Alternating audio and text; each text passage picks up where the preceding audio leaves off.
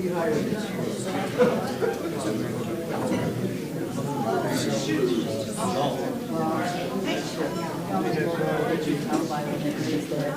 yes, you can kind of see it. They just don't count.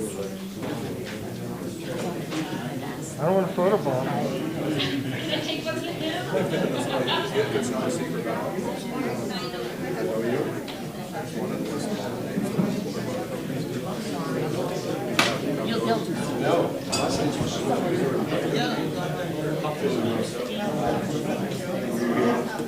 No, I'm very tired.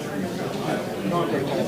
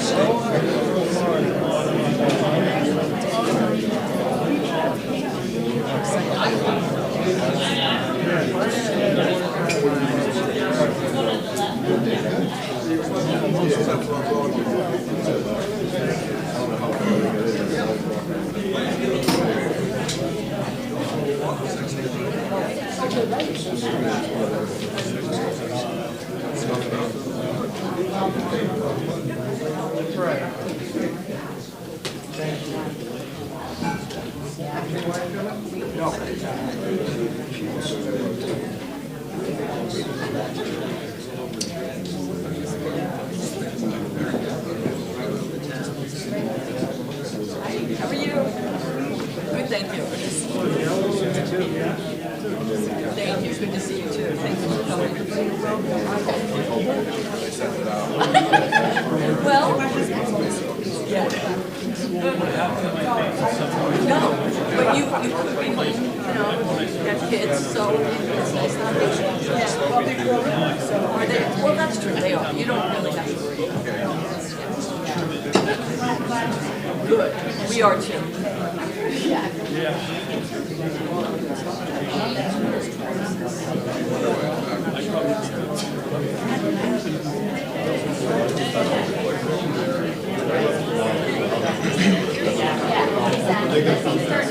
As he starts reading them along, like an No, there's been a... I just told you, as soon as you start reading the article, click it on the article. Yeah. It's the man with the clicker.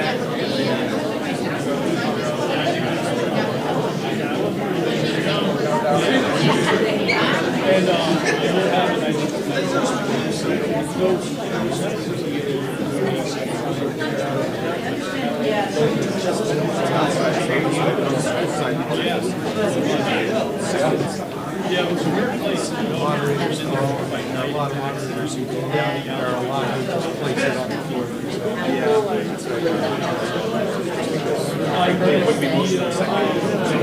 It would be on the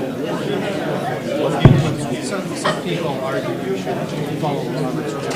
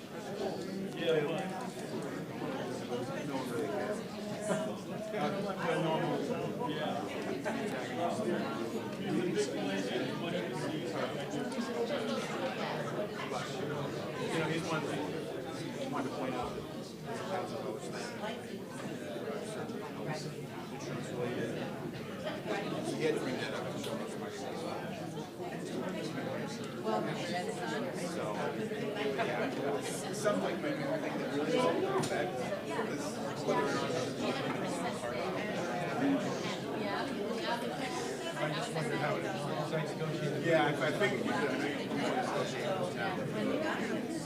Yeah, honestly, they talked about the dollar amount, they didn't give it. And that was really the only thing.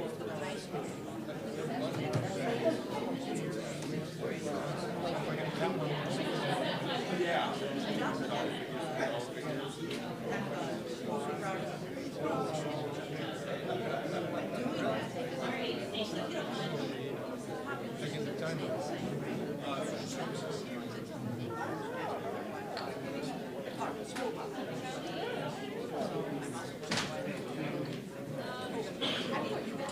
How are you? Any amendments today? Yeah. No, you were doing everything that's your right to do. So it's great to see people participate.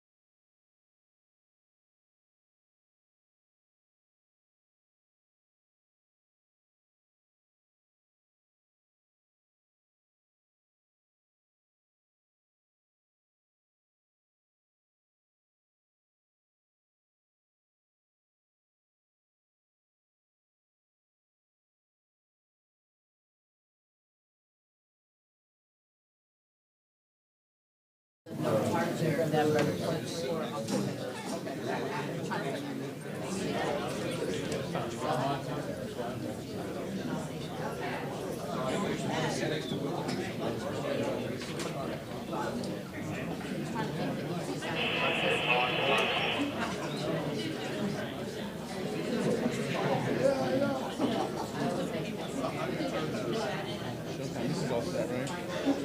All right. Good evening, everybody. All right. We'll get started and call the meeting to order. Welcome to the first session of the 2024 Littleton School District Annual Meeting. My name is Chad Stearns, and I'm your school moderator.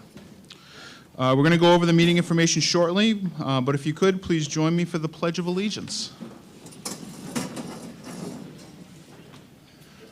I pledge allegiance to the flag of the United States of America and to the republic for which it stands, one nation, under God, indivisible, with liberty and justice for all. Super. Thank you. All right. First off, just some basic room setup and introductions. Exits, we have one over there, we have one behind me, and then the entrance where you came in. Restrooms, if you go out with the where you came in, just take a right and you'll find men's and ladies' rooms there. Introductions, this is your school board. We have Bill Gendro, Travis Howard, Greg Cook, Erica Antonucci, Matt St. John, and then we have, is that Patty? Can't see. Patty Brown, Joanne Canning, this, interim superintendent, and then Mike Elwell, school counsel. All right, and we have several administrators in the building as well.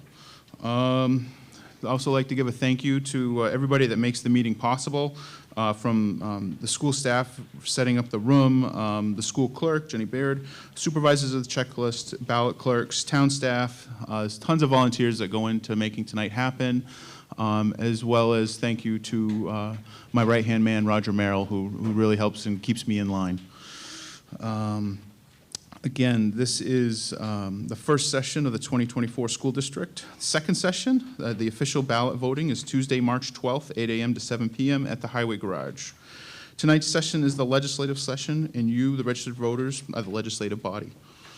We're here with a specific purpose. The only purpose is to discuss the posted warrant. I will read each warrant article. Someone from the school will present, and then we'll open it up for further discussion. You, the voters, may exercise your right, if you choose, to question, deliberate, or amend warrant articles. Once discussion is done, we'll have a vote to put the warrant article on the ballot as presented or amended. When all the articles have been discussed and voted on, it will conclude our meeting. Amendments must be submitted to me in writing that I can read, and I have to have you do it because I can't read my own handwriting half the time. If you can, please do it ahead of time if possible. All right, Littleton registered voters are permitted to speak tonight unless permission of the legislative body is given. Voters should have checked in and received your voting cards. If you see here, we've got the yellow and blue yes and no's. For tonight's purpose, the yellow, when we have a motion to put that on, or any yes-no motion, I'll have your yellow. If you can just hold that up, that'll be our yeses, and the blue will be our no's. Should we have to go to a secret ballot vote, we will take one color at a time per secret ballot vote, and you'll rip that and you'll put that into the ballot box. But for most of these votes tonight, when we're just going to do yes, no's, right in your seats, we'll have the yellow be the yeses. I'll count the yeses, and then the blue will be the no's, and I'll count those. If you're not a registered voter, you are permitted to listen and observe, but you may not vote. It is a customary practice to allow non-registered voters to speak, typically district employees, school council, or anyone that is not a registered voter but does wish to speak.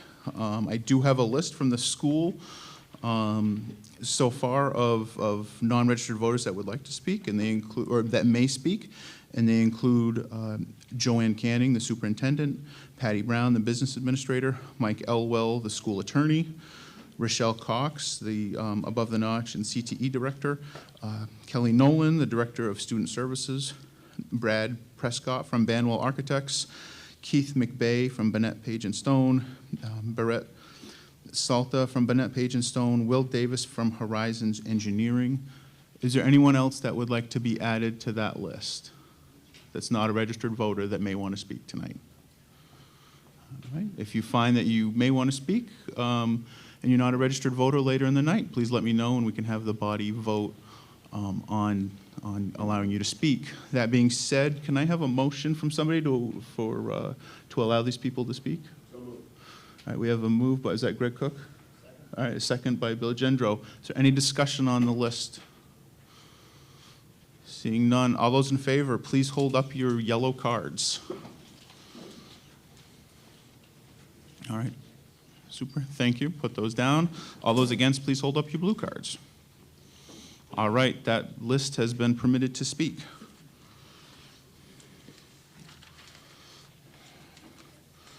All right, just going over the rules of tonight.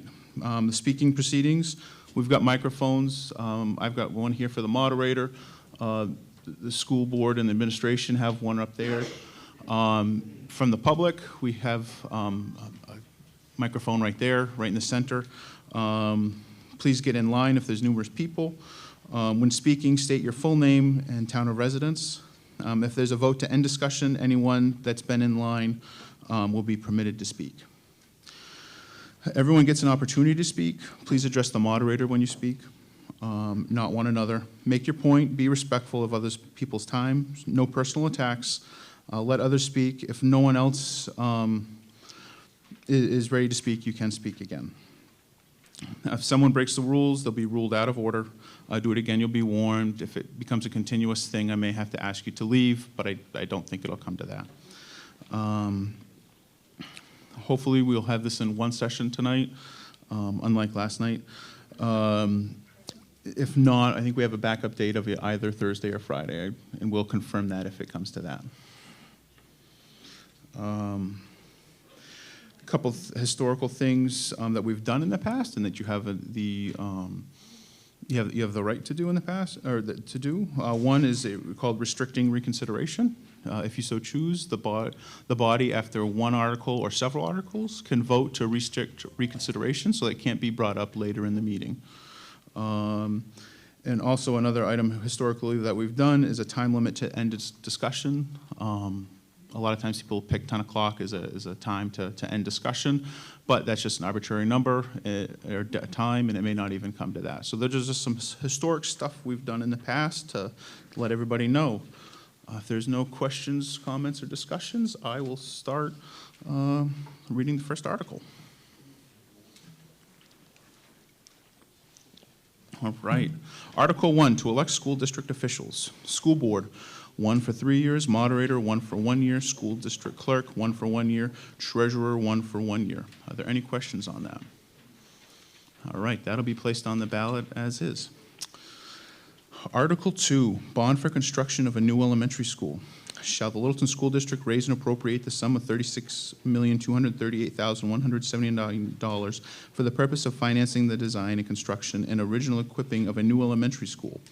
$36,238,179 of such amount to be raised by the issuance of bonds or notes under and in compliance with the Municipal Finance Act, RSA 33:1, as amended, and authorize the school board to apply for, obtain, and accept and expend federal, state, or other aid, if any, which may be available for said project, and to comply with all laws applicable to said project, and authorize the school board to issue, negotiate, sell, and deliver said bonds and notes, and to determine the rate of interest thereon and the maturity and other terms thereof, and raise and appropriate the additional sum of $905,954 for the first year payment on the bond, and authorize the school board to take any other action or to pass any other vote relative thereto, including the acquisition of or conveyance of interest in real property to support the project. 3/5 of ballot vote required. Recommended by the school board, 5-0. Recommended by the advisory budget committee, 3-1. Estimated tax impact for 24-25 fiscal year is $1.25. Estimated tax impact for 25-26 fiscal year is $4.15, and will decrease each year thereafter for the life of the bond. Estimated tax impact for 2043-2044 fiscal year is $2.62. Estimates based on a 20-year term at 3.4% at the current assessment. I will open it up to the school.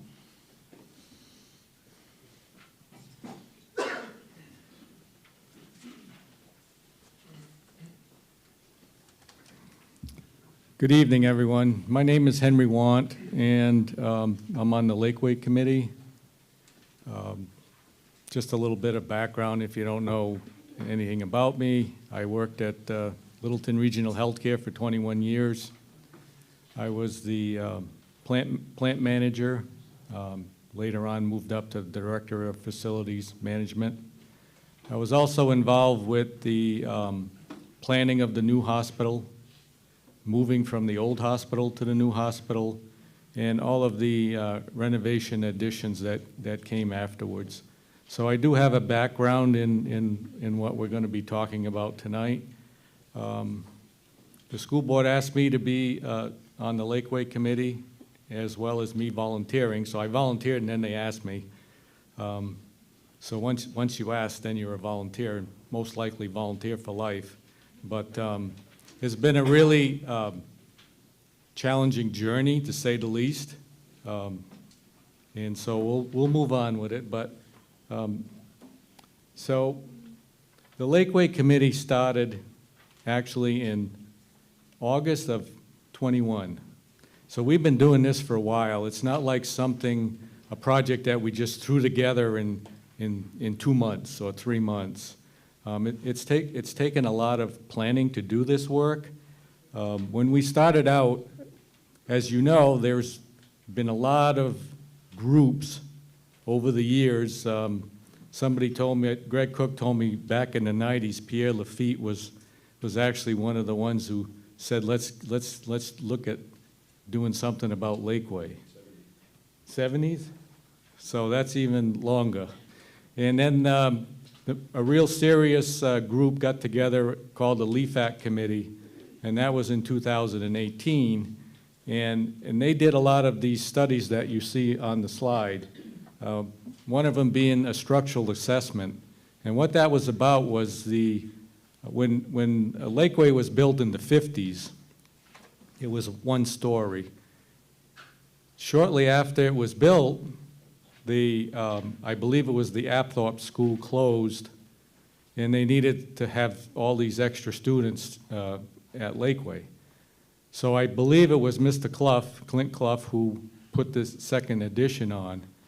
But while all that happened, the structural integrity between the ground floor and the floor above was never really reinforced to what would be today's code standards.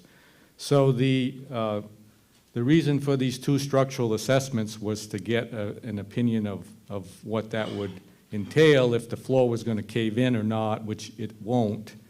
But if we were to renovate with modern technology and modern requirements, that floor would definitely need to be replaced between the ground floor and the first floor. The other thing we did was we considered grade consolidation because, which we'll go into later, but there was a thought to say, well, why don't we all take everybody up to this campus and see what we can do about trying to have everybody here. And I have a slide later on that will show you some of the reasons why we didn't. The other part was we needed to conduct a cost study because, you know, to do this stuff, you need to have justification. You just can't say, well, we want to build a new school. Oh, yeah, great. Well, that's not how it works. So the things that we considered was space, requirements that are now mandated for educational purposes by the DOE. Last time I did this spiel, I called it the Department of Energy and not Education, but the DOE is the Department of Education. So we said, let's hire some folks to help us with this because, you know, we're not engineers, we're not architects, we're not, you know, I do have a construction background, but we need the experts who know all the modern day codes. So we moved forward with that piece of it, and as a result, it was determined that and the school board analyzed the information, the Lakeway Committee analyzed the information, and it was realized that we really did need a new school based on the study. The other parts that we did was something that really I don't believe was ever done previously when we did some school investigation in 2018, when we were looking at going up to the Greenwood property and so forth. I don't believe that some of this stuff was done, and I think Tom Alt will be glad to know that we did do a wetland study on this new parcel over here at the convent, and we have been working with our local folks in charge of things, Public Works, police, fire, town manager, and so forth. So this is not taken lightly. The other piece that we had to do was, well, when we started this project, we never finalized the agreement with the Daughters of Charity up at the convent, so we really needed to get going with that. In 2018, they approached us at the 11th hour, as you recall, when we were voting on the Greenwood Acres project, that they were going to donate to us 17 acres of land up on their campus. So we have worked and we finalized that agreement. And thanks to the taxpayers last year when I came before you and asked you for $155,000 to study the school project in more detail. Thanks to you that we were able to do all of this work. And the work that we did was actually within budget, which I'm actually proud to let you know that we didn't spend your money foolishly and we didn't spend your money needlessly. And then we also, we did presentations to the board. We did presentations to the community leaders in town. And we also had some community sessions. And three that we did were publicized as best as we can, newspaper and all of that kind of stuff. And then we did the bond hearing. The first meeting we had for the new school, which was in 2022, was kind of an exploratory meeting with the public. We had 11 people show up. But as things progressed, more and more of the community showed up, and tonight this is a good crowd, so thank you for coming. So let's talk about renovation. Well, Dale's trying to, yeah, let's do grade consolidation, because that's my next page. But I'll go whichever way you go, Dale. You got the clicker. So grade consolidation. So we were trying to, at first we said, let's go to K to 12, bring them all up here. And we realized that even though, I don't know if you remember, there was a report made by the NESDEC group that said that we had plenty of space. And we do have a lot of space here, but you need to realize that we have a high school, we have a middle school, and we also have a vocational portion of what's required for this school for space. So even though square footage-wise, the NESDEC committee says we had the space, once we started studying everything, we realized there was no way we could put everybody here. The other part of it was logistics, because you have to have some segregation when you have kindergarten kids and 12th graders, right? So what ended up happening was we were going to actually have to build additions here, and rather than have a separate elementary school, which was deemed more appropriate. So some of the challenges we would have is, what are you going to do with kindergartners and so forth with one cafeteria? This is a beautiful cafeteria, but how do you segregate it? Same with the gym, the art, music, library, special ed. There's all kinds of requirements now based on age. Parking. We're always having an issue with parking, challenges with parking. Sometimes when people are picking up their kids, they're parking in the road, and Dale has to listen to some concerns from the Public Works Department or the Police Department because people are parking where they're not supposed to. And then you got to worry about playground spaces. The other part we also considered was, we said, okay, well, let's see if we can move the 6th grade up here and put 6, 7, and 8. Well, we had a challenge with that part of it as to how do we put them all together, because when this school was renovated and we said we're going to do a middle school, it was 7 and 8 grade. It was decided that middle school was going to be 7 and 8 grade. So what we decided, because based on the cost, because we were going to have to do some renovations again to try to get everybody in here, we found out that it was only going to save us, and I wrote this down, 3,800 square feet on a 72,000 square foot new elementary school. So the cost savings in what you were going to spend to get everybody over here really wasn't worth it. So the decision was made to keep everybody from K to 6 here. Next one, Dale. The other part was renovation, because we've heard a lot, and initially I was even convinced as a taxpayer in 2018 that renovation was the way to go. I even told Ann Wiggett, you know, I don't think a new school is warranted. What changed my mind was when Lakeway looks nice when you drive by the front, and everything, the flagpole and all that nice stuff has been done, and but when you start looking at what's under the carpet, it's nasty business. So the other thing I didn't realize was Lakeway is actually on 2 parcels of land. Where the school is, the flat part is 4.5 acres. Is that what we got up there? 4.5 acres, yep.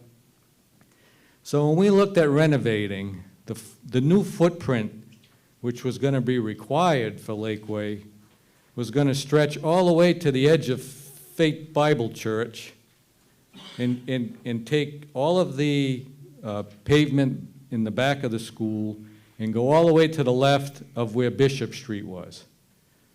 So that was not going to be a good thing. The other part of it was we said, okay, let's price it, because everybody wants to know. Everybody says, oh, it's cheap to renovate, it's cheap to... Well, if you renovate and you go by today's codes, and I know people get upset when they hear, well, the codes are very stringent. Well, they're stringent for a reason, right? You have kids in that school, and you need to be able to make sure you do the right thing. And so we got 2 prices instead of 1. And I put the name that Construction Consulting Services, and they're out of Warren, New Hampshire. And they came up with a $39,125,314 price tag for renovating. Now people will look at that and say, holy, you know what? But, you know, what we did when we looked at the renovation pieces is say, look, we need to address the parking, because parking's an issue. It's always been an issue. You got everybody crossing the road. Thank God for Mr. Howard running out there with his little stop sign every day. And lately he's so garbed up that you can't even tell it's Mr. Howard, but we're lucky to have him. And then we also asked BPS, who's our construction management firm, Bonnet, Page and Stone, to also look at the pricing, and they came up with, and they didn't know the other guy's price. So we didn't go say, well, this is the price, why don't you cut back a few bucks on the number to make it look great, but that's not how we roll. So those were the prices. The other part of it was the estimated timeline for renovation, 3 years. Now you go, why would it be 3 years? Well, you got to do a lot of work, and you got to try to work around kids, maybe, if that's what everybody decides to do at renovation. We really said that wasn't going to be a cool thing to do, because you figure everybody here has seen construction projects in the past, and you know the safety problems that there are just with the construction workers on their own, never mind having a bunch of kids in the school to be able to try to dance around and do your work. So they said, well, we'll do some of this in the summertime. Well, there are some things that you just can't do in a timely fashion in the summertime. All of you folks lately have ordered materials, building materials for what you have to do. And, oh, does it show up on time? I don't think so. So all of a sudden now you're dealing with school starts at the end of August and your windows didn't come in. You know, that to me is something that really is not something you want to consider. So what do? You move the kids out of the school for a year? Where do you put them? So that's another logistic nightmare. So also back in 2018, when the LEAF Act Committee was engaged in this project, they recommended that, they looked at the same stuff we looked at, the renovation and so forth, and they recommended, in Warren Street Architects, who was their guy, recommended that they build new. It just made sense that that was the way to go. So we're not the pioneers on this whole thing about let's build new thing. And of course now we have the Banwell Architects, they're our guys, and Lakeway Committee, Littleton SAU, and BPS.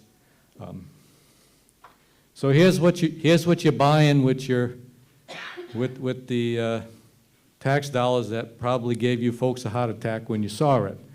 But here's the cost breakdown. So the site work this is for the Daughters of Charity, it's 17 acres, is let's just say 3.6 million. Out of that 3.6 million, there is a $350,000 contingency for sidewalks. So right now the plan is to, so where Crane Street is, where the Woodsville Bank, the sidewalk ends right after Woodsville Bank, and we're going to extend the sidewalk. We're going to work with Doug and his group, Public Works and Horizons Engineering, and BPS, on extending that sidewalk to the new school entrance. So that 300, somebody asked that question, so that's why I put that in there, that there was money in there for sidewalks.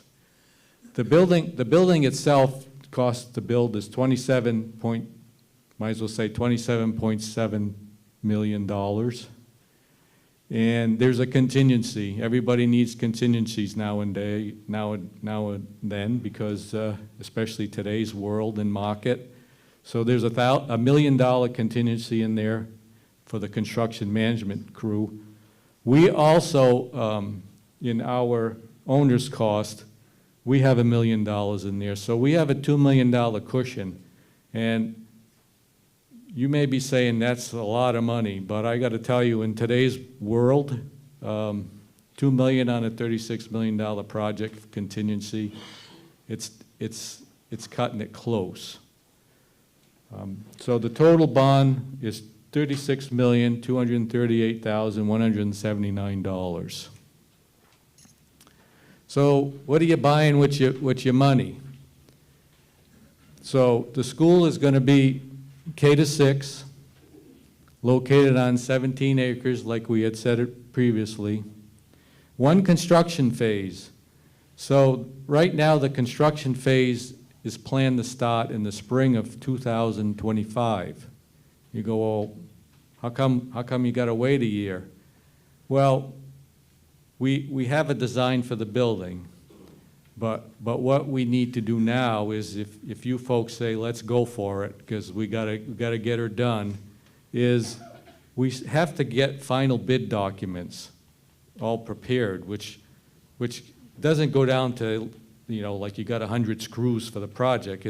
It's how the mason knows what he's got to bid on, the electrician, and all of the trades for the project. They all have final bid documents which are stamped by engineering firms to say, this is what you're going to do.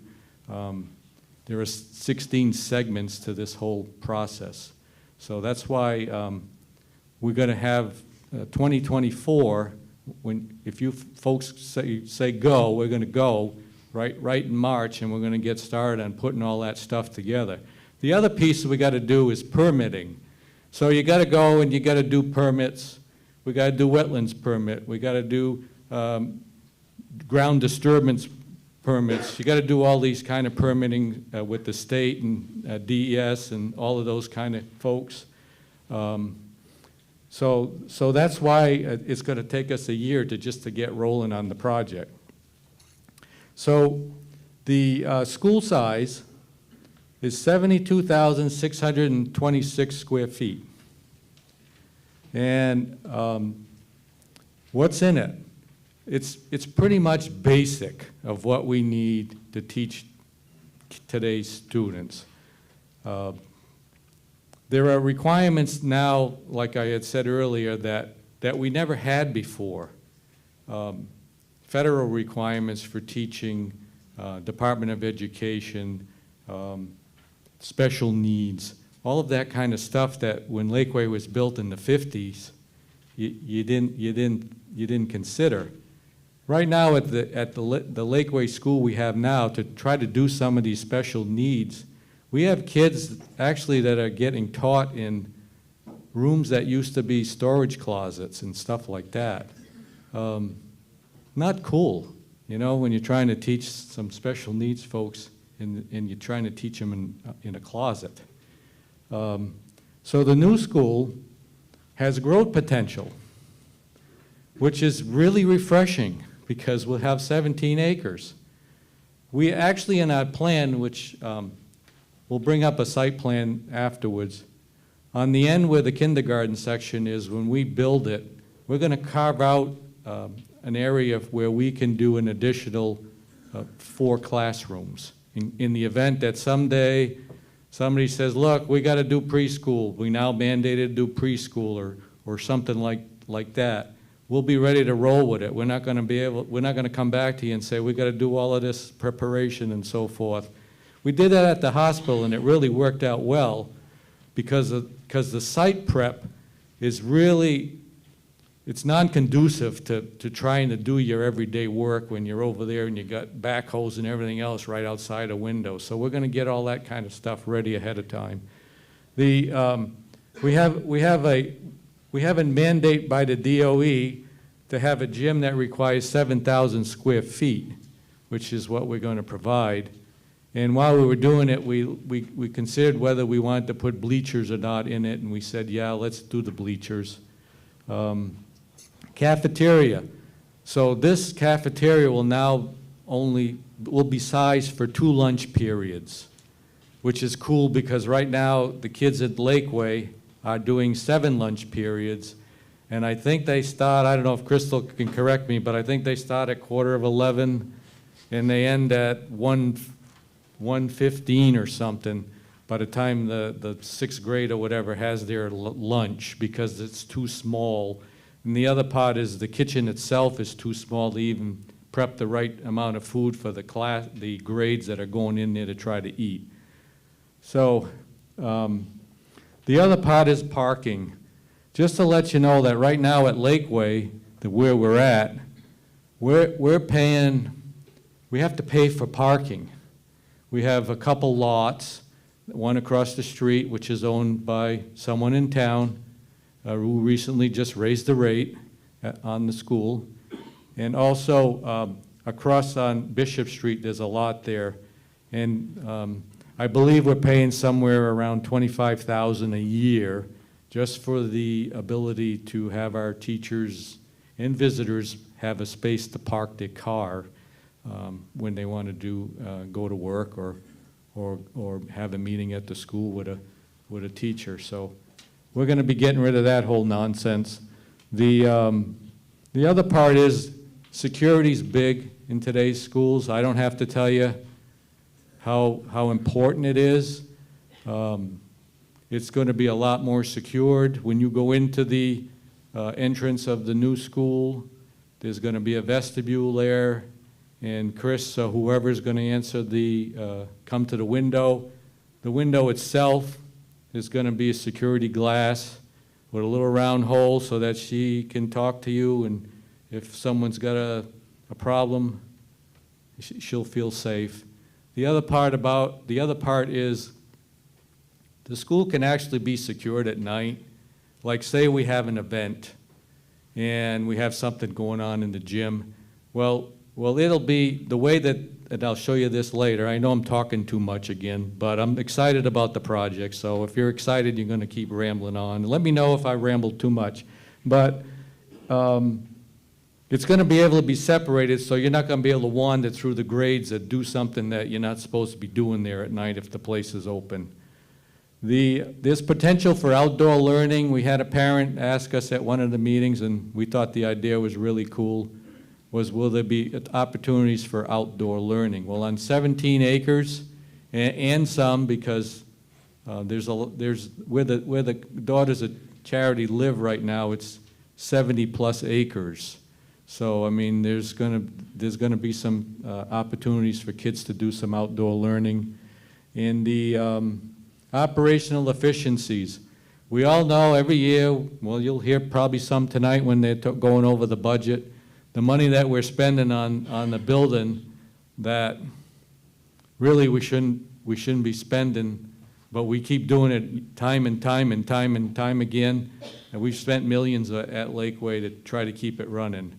And the other part of it too is the new building will meet our needs for teaching, which is important.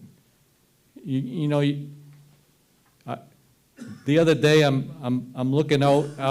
I'm waiting for Mr. Howard to cross a kid around. He's got his little school bag and he's skipping across Union Street, and I'm going, these guys need a good place to get started in life with their learning, and right now I don't feel we're providing it for them. So here's where we are, and anyways, so that's the way the school looks. So if you play golf, we say it's a dog leg left. And this is not our initial design, because when you look at the these sections here, and Tom will know what those mean. Those mean wetlands. So originally the school was more elongated, and we had to move it because we didn't want to have to do a bunch of impact with wetlands. Right now, the wetlands impact for this project is 50 square feet. And the 50 square feet is actually where the entrance is off a crane. So this is MacGyver. This is Crane. Woodsville Bank's over here. The Belangers live over here, I believe, and the Pelocks live over here.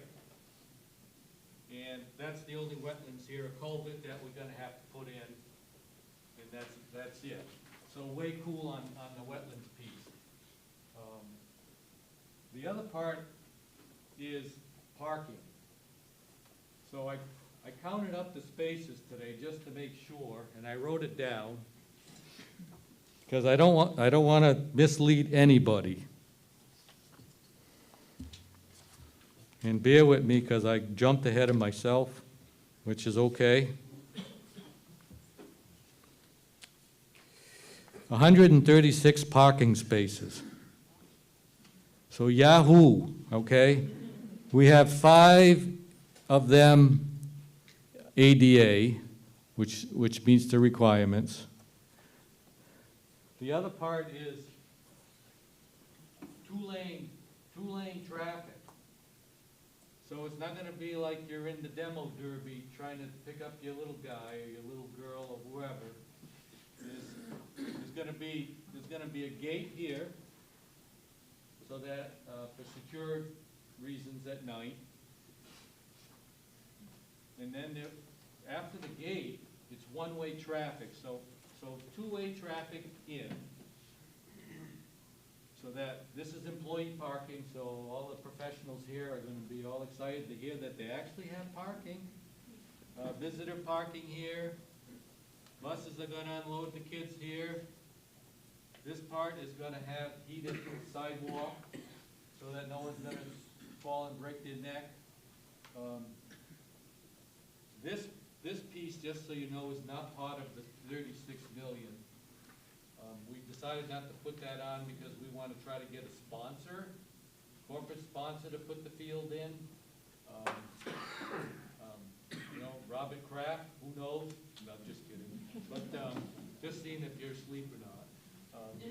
But this also going to be a gate here, and then when you go to pick up your little person, your student, this is where they're going to be going in and out of the school.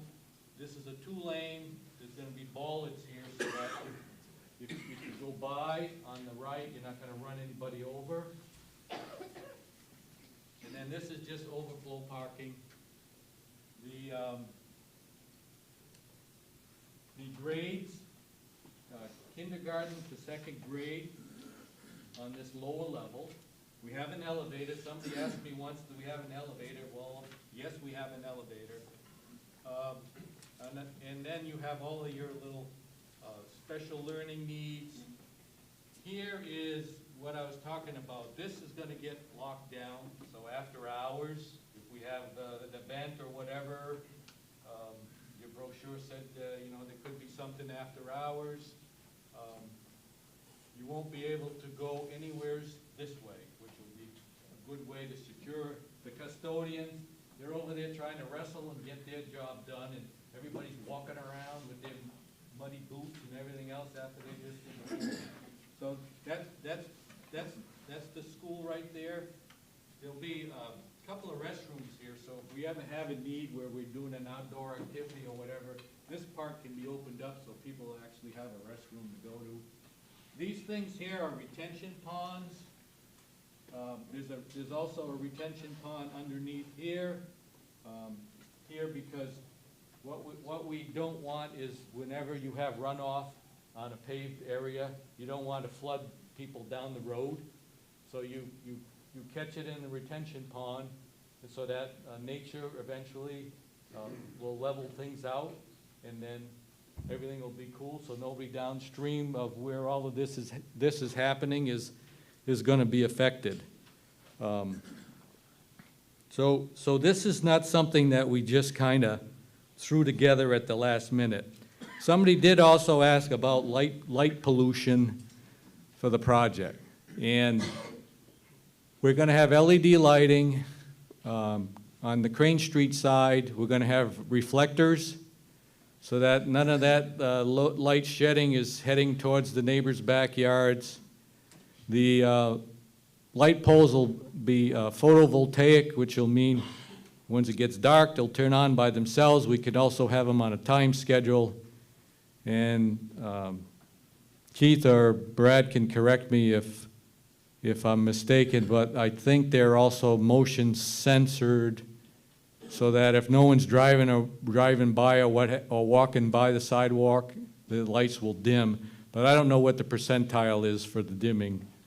They're capable of being done. It's not in the price range. Okay, so it's capable of being done, so.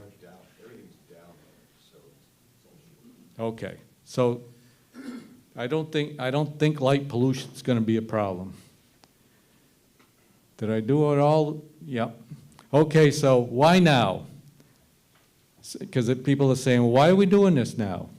Well, we looked at we talked to New Hampshire Department of Education, because for years I used to say, well, we need state aid, we need state aid, we need to wait for the state aid. And I was always under the impression that when you did new construction, you got 55% of new construction state aid. Well, it doesn't work that way. Later on, Dale will show you the chart as to what we're actually would get for state aid. The other part was Amy Clark from the Department of Education for New Hampshire. She's in charge of construction projects. There was a list that she showed us, and we'll show you that, of schools that are waiting in the queue. In 2010, the state, because they owed so much money to school projects, they said, we got to put a hold on this because we're running in the red big time, and we got to meet our commitments. So they didn't really get started again with this whole dishing out money for schools until 2020. So once 2020 happened, a whole bunch of schools got back on the list, and they're way ahead of us right now. And she told us that if we applied, which they'll tell you if I'm full of baloney, but I think we can apply like later this year. And then once we get approved, they told us there'd be a minimum of, they didn't tell us, they said it was a likelihood that we would have to wait 7 years for the money. So when we did our calculations, we said we got to go for it now because it's just going to cost us more money waiting 7 years to keep Lakeway going. So the other part is inflation. We all know what that's all about. We're living it now. The land deal, so right now our agreement is we have to have monies appropriated for a new school in a school being built by 2030. And by that I mean appropriated the entire amount for the new school. The other part, like I said earlier, was we didn't want to have to continue maintaining Lakeway, and we already went over the renovation piece, and we already went over that so Lakeway being built in the 50s, the town of Littleton, Lakeway's only one of 2 buildings in the entire town that hasn't been updated since it was built. We've done some little minor things here and there. We put the kindergarten up because we had to. And we put the temporary permanent portable classrooms up. I call them temporary permanent because they're only supposed to be there for a few years, but they're still sitting there today. So we're ready.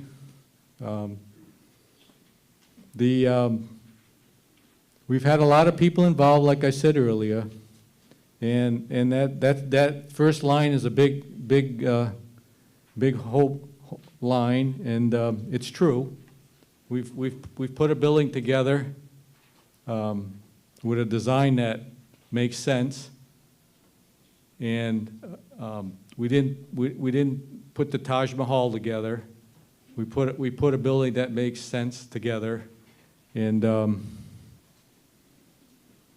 with your support last year, we were able to do all those things listed that we had mentioned earlier. And we do have a website that we have. It's on SAU 84. It shows all of the stuff that we've done with our meetings, the highlights. I mean, it doesn't show everything that we ever did, because that would be worse than trying to find something on Amazon. But other than that, I'm going to let Dale explain about the list, and I told him I promised I wasn't going to call it you know what. I'll just stay over here, Henry, so we stay on opposite sides. So this is a list. This is public documentation that's on the DOE site that shows the list of schools that are already in the quote-unquote building aid queue. So as Amy Clark presented to us at a school board meeting on November 20th, which is online, if we applied, which is April of 2025, not the end of the current year, we would be at best number 18, and that's assuming we'd be number 1 on the list of all applicants that go in 2025. The other thing that it doesn't mention, or we haven't mentioned yet, is when you get to the opportunity to get state aid, the state has a budget. So right now it's currently $50 million. If they get to your project and they only got $5 million, but you're eligible for $15 million, which I'll show you in a second, you either take the $5 million or you take 0, and you go back and hope the next year that nobody bumps you. So it's kind of an all or nothing at that point. This is just real brief. If you want to watch the bond hearing, I explain how we get to the state aid eligibility. It's not 55%. It sounds great, but so currently what we're presenting tonight is $36,238,179. We're not on the list, so not eligible for state aid. So that's the maximum bond amount anticipated for 2024. We did a 7-year cost analysis using 5% inflation, keeping in mind that in the last 2.5 years, building construction costs have gone up 50%. So 5% is what is recommended for us to use for this calculation. So if we projected that out to 2031, we were eligible and the full amount was available, we'd be eligible for $14.8 million in state aid. And it would bring the price to $36,668, which is $440,000 more than what we're asking for tonight. And just so that we are clear, currently for the last 5 years, whether it was your tax dollars, whether it was grant money that we were able to use, on average, we've spent $370,400 per year to keep that building running with maintenance and repairs, as well as the cost for parking. And our projected operational efficiency savings per year with a new building versus the current building is around $33,800. So you add those together, we're putting $404,000 of your tax money of some way, shape, or form into an antiquated facility that does not meet today's needs. So the bond payment, a couple questions came up at the bond hearing. We looked at a 30-year bond that has the least amount of taxpayer dollar impact initially, but over the length of a 30-year bond, a $36 million project is $60,220,000, which this chart will tell you that the average assessed value in a home in Littleton right now is $202,900. So that average taxpayer would pay $16,800 over the life of the bond. So we presented to the board an option of looking at a 20-year bond. 20-year bond, yep, it's a little more upfront. The tax rate is higher. The cost for the project is $10.7 million cheaper. It's $49,500,000, we'll call it. And the taxpayer saves $3,000 over the life of the project by paying $13,797. And again, that's just using the average value. Some people pay more, some people pay less. Anything else? There was one thing we learned too about the list, was they're gonna be increasing who's eligible. They're gonna open it up to, so in the past it was public schools and stuff like that, but now eligible schools are gonna be like the charter schools and all of these new types of educational facilities that are opening up all around the state. And they're gonna also be eligible to throw their hat in the ring. So chances of us even getting money or being number one on the list is even less than it was, say, 2 years ago or in 2018 or whatever. So, you know, keep that in mind when you're thinking the brass ring is just around the corner. So one suggestion, well, not one suggestion, but out in the community, there are folks that say, you know, we really want you to make an effort at trying to do cost savings and take some initiative rather than just come and say 36 million and here you go. Thank you very much. So, you know, we've started looking at grant opportunities. We've had, 2 weeks ago, we met with Maggie Hassens, and I didn't write the names down, I'm sorry. It was Ben Belanger, Chuck from Gene Shaheen, Linda Mazamiller from town, and there was one other individual, and I apologize, Stephanie, yeah, Stephanie Weiner from Annie Custer. And they toured Lakeway. They said, yeah, you got to do something. They did let us know that there was some grant opportunities out there, because one thing we talked to them about was, rather than trying to find the guardian angels who's going to give us, you know, $36 million to put a new school up, we said, let's take slices of the project and see if there's grant money out there for that kind of stuff. Like, by slices, I mean, you know, there's energy efficiency monies that you can get that we would be looking at. There's also other projects like the IT network.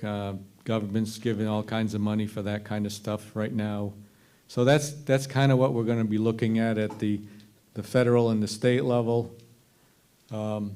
We looked into putting a for sale sign on Lakeway if and after we move.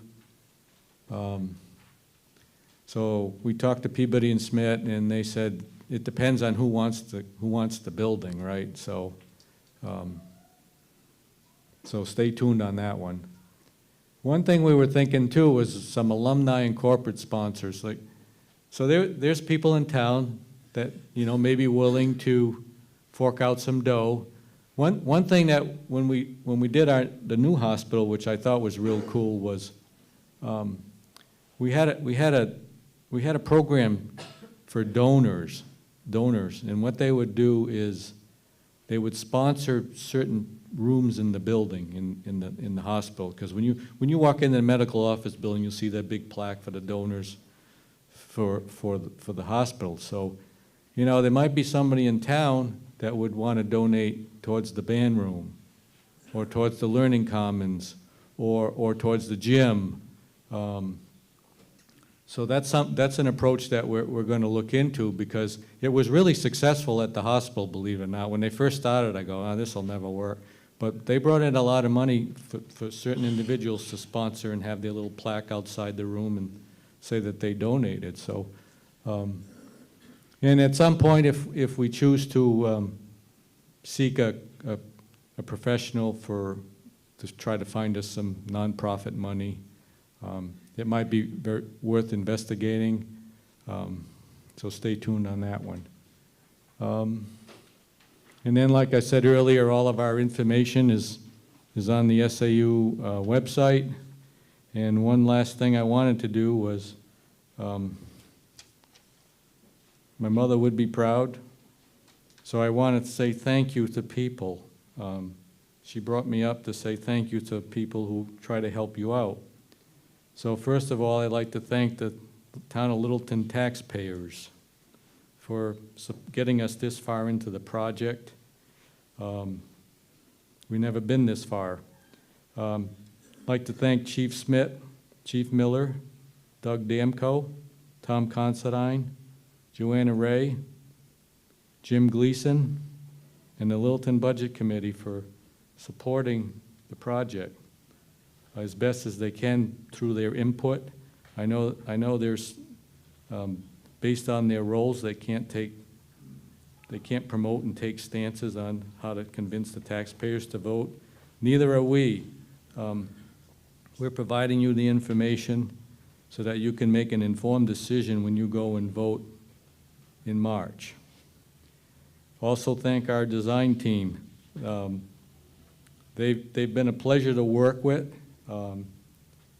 They've had to deal with me telling them too much. We started this whole thing at a $50 million mark, and we got it down to 36 million. And there was some sweat on these guys' brow because of what we had made them do.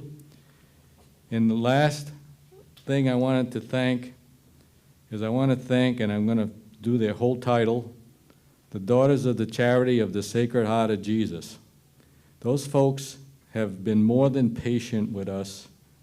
Since 2018, they offered us the land, And we finally, in 2024, have finalized the deal. Sister Carol says they never thought it would be this complicated to try to donate 17 acres to a community. And all she kept reminding me of is, if you know the parable about the mustard seed, you'll know exactly what I'm talking about. And if you don't, look up how small a mustard seed is and how big it'll grow once it actually gets going. So thank you very much, and I guess we're ready to take on your questions.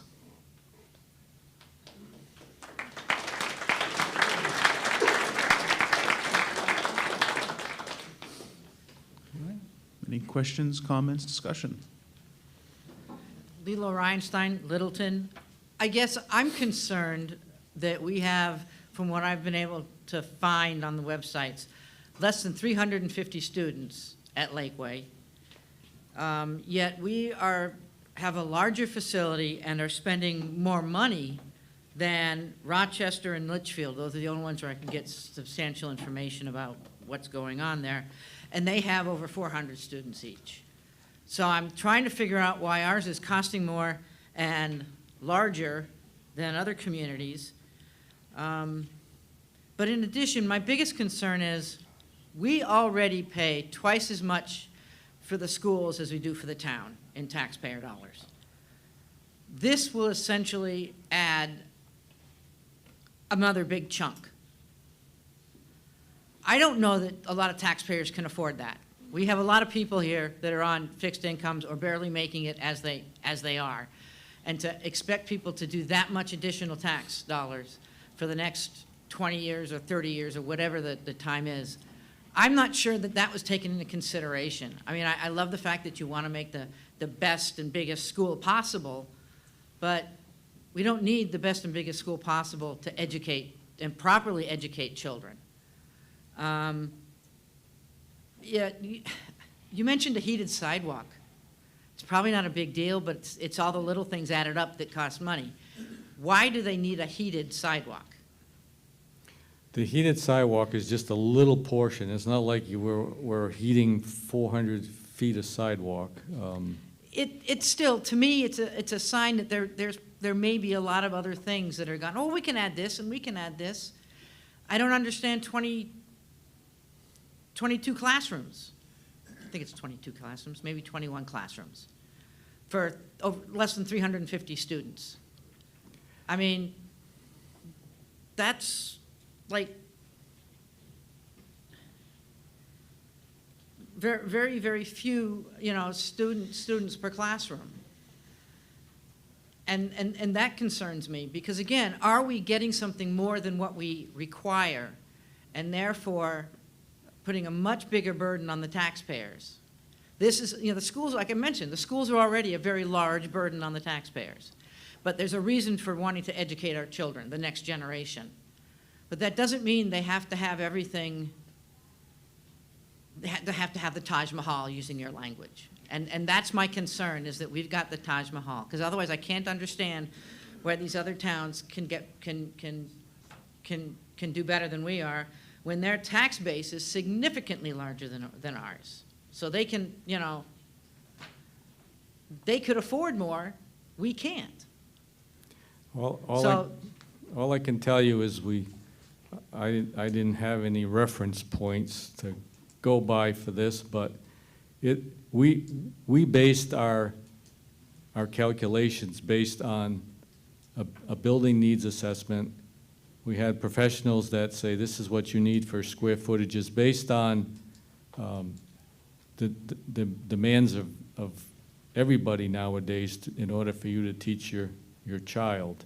It's not like in the old days when you used to go into a classroom and there was 30 seats in there and the teacher was saying, okay, you gotta teach 30 kids. The classroom that we have now is 18 students. So with 18, then why do we need 21 classrooms in the new school? Brad, did you want to kind of elaborate on any of the needs for all of this extra space? Sure. Just so everybody.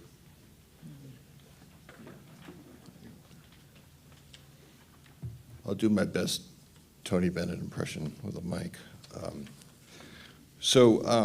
Back when we started this process with the SAU and the school district and the school, we went through some effort reviewing the NESDEC enrollment projections, which are the study of how many students are actually projected to be in the schools over time. There were some conflicting pieces of data from that organization because of COVID sort of threw everything off for everybody and kind of screwed up the baseline. So we went through some effort of meeting with them and getting some corrective information from them on what your actual prediction needs were going to be.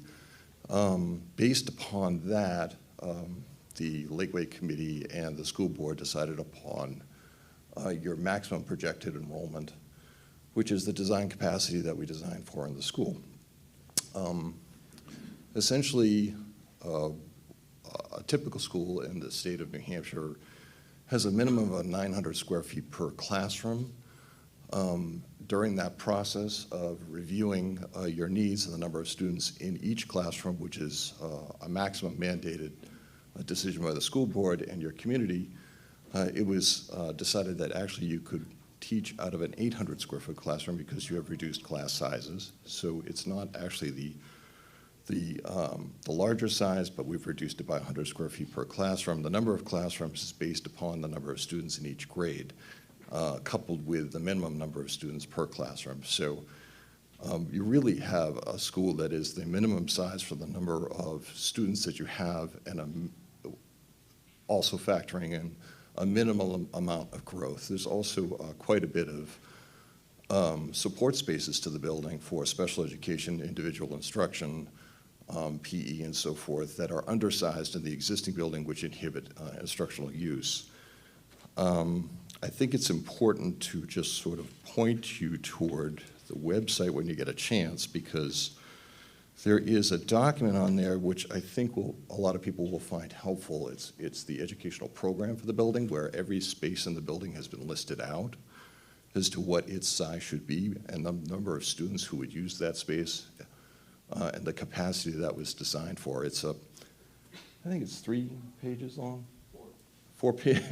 It's a 4-page long, color-coded Excel spreadsheet, and I think, if you really want to get into the detail of why do we need all these individual spaces, you're going to find that very helpful, because we didn't pull the plan out of a hat, as it were. We actually used that menu of spaces and building size that was approved by your school board to do the design for the building that you see before you today. Okay. Talking about potential growth, from the data that I looked at on the state's website, Littleton's school population has been in a steady decrease since long before the pandemic. So I'm still don't understand this need for growth, which I don't know what you're planning on. Are you planning on saying we're going to have 800 students in the school all of a sudden? So these are my concerns. I'm not expecting answers out of everybody, and I'm not going to say you can convince me of it, but these are the types of things that I've been concerned about since I first heard about building a new school. Was what is the size? What are we putting in? I mean, and again, I'm just going to say those 2 schools that I mentioned, they're using less square footage. They've got the same rules we do, and they have more students. So I don't understand, but they've got this. The rules set by the state are exactly the same.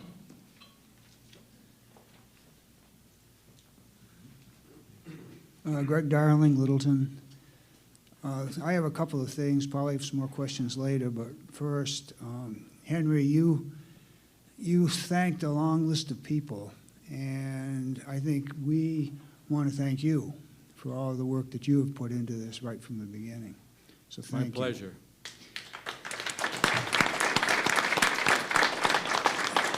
I'm not familiar with bonds.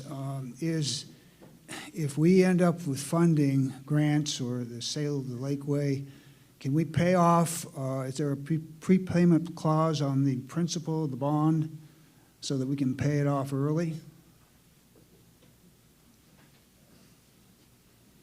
We'll let Patty, the business manager, speak, but yes, I mean, we can it's like any other loan, right? If you have extra money, you can You pay pay on the off. principal. Because- Yeah, so with the bond, we actually can't prepay because we will be penalized. But at the 10-year mark, we can rewrite the bond, and at that time, it can be at a less amount. So if we had money, we'd hold it and then just wait Correct. for 10 years? We would go and to the then- taxpayers and ask to put it, probably create a capital reserve fund with those sale proceeds. The other thing that I'm familiar with, schools get started with a certain amount of money budgeted for, and then all of a sudden, they come up with millions of dollars more than what they were originally is going to cost. Is that where the $1 million slush fund comes from, to try and help that? I don't know if you'd call it a slush fund, but what we have acquired is called a gross maximum price Right. for the project. And Keith and Barrett, they're guaranteeing us that if we started construction in 2025, that's the price. Okay, that's what I want to know. Yep.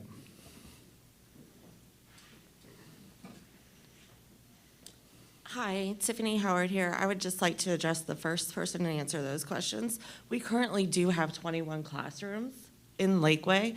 We have 3 classrooms for each grade, and we have 7 grades. And that does not include the choices for the younger kids or the older kids. So we're really not building that big of a school. We already have that classroom size.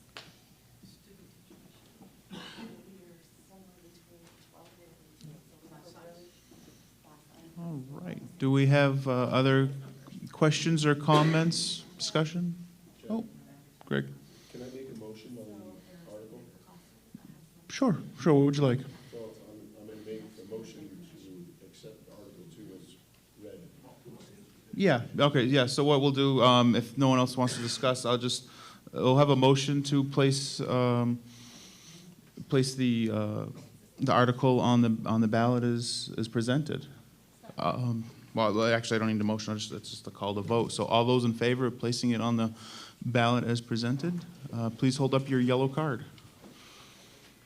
All right, thank you. Anybody opposed, you can hold up your blue card.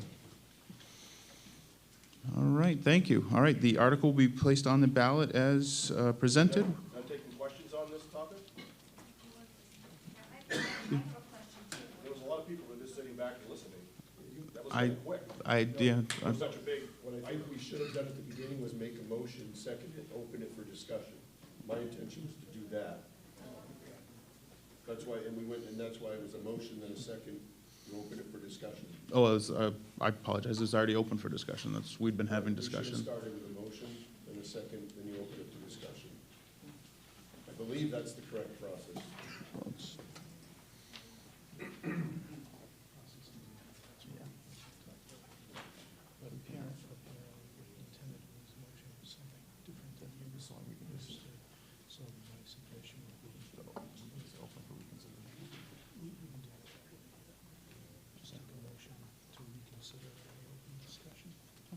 All right, so apparently there's some confusion as to what we were doing. So now what we can do is just have a motion to reconsider, and we'll just reconsider the article, which will then open it up to discussion.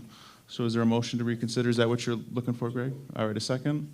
All right, motion and a second. Any discussion? All those in favor, please hold up your yellow card.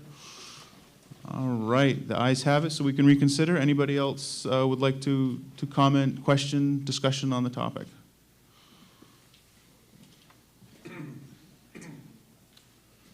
Zachary Hawkins, Littleton, New Hampshire resident. I had 2 questions to start. Where'd the projections for the 5% come from? Like, how'd you come up with that figure specifically? 5% inflation, I'm referring to. Historically, it's 4.5%, 5%. Not when you consider the last 2 years, but Sure. that's what all we got to go by is we don't have a crystal ball that's gonna be able to tell you what the inflation rate is gonna be, because if we would have known that 3 years ago, there's probably a lot of people that were doing construction projects that would probably not want to have put a bid on what they put a bid on. Got it. And then, do you have any plan or policy in place to just make sure all grant opportunities and like this kind of thing is gonna be followed through with if this does get passed beyond that date? Well, we don't have a policy in place. The only thing we have is, we have this lady over here, Rochelle, who, she gets this town a lot of money with grants and so forth. She's already been instructed by the school board to pursue any and all funding opportunities. The other part of it is we have an organization in town, Friends of Lakeway, and they're very involved in trying to get us money. They were the ones who they put the brochure together that you saw tonight. And right now, from what I've noticed, Chris, who's their squadron leader, has inexhaustible energy, and I'm sure that she will do whatever she can to find us some coinage. Okay. And this is open floor, so I can share some thoughts here? Okay. Yeah, if you want to. As long as it's on topic. Of Yeah. course. I own a home in Littleton. I'm a small business owner. I have investments in town. I volunteer here, serve as a vice chair on your zoning board. I was a teacher for nearly a decade. I left the profession to pursue a career in real estate. I think it's fair to say I have my feet in both camps here, and I'd consider myself well-versed on the socioeconomic factors surrounding this matter.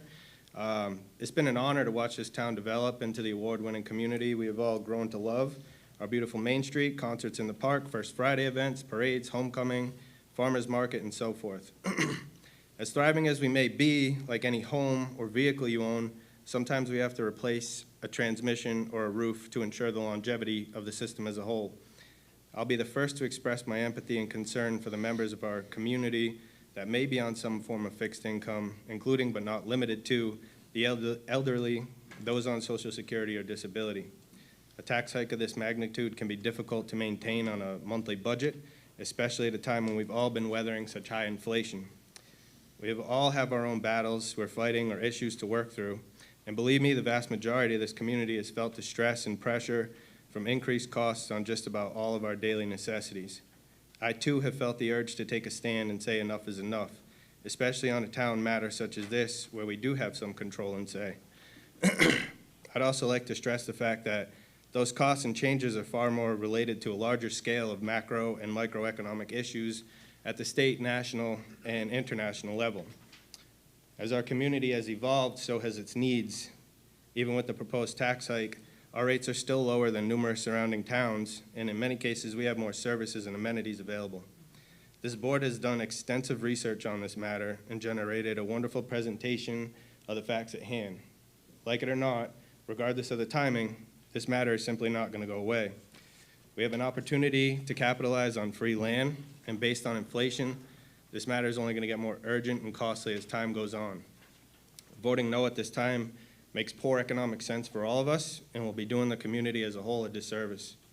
As your fellow community member, business owner, property taxpayer, I urge you to not make the same mistake twice. There are going to be pros and cons on any location or scenario proposed. As much as I empathize, I don't believe this is the hill to die on. The tax reform fight needs to happen within your selectmen and congressmen, not here, particularly not over an element of our town that is literally the future and the lifeblood of the community. If you agree to disagree based on the facts at hand, I respect your opinion. I do urge each of you to consider all metrics from both sides and to help inform members of the community who lack the information needed to make educated decisions whenever you see an opportunity, particularly those who actively spread false pretenses from a knee-jerk reaction without making any effort to learn about the nuances of the situation. Let's continue to grow our town and community with logical and fiscal responsible decision-making with consideration to everyone in our community. Thank you all for your time. Be sure to vote either way. Thank you.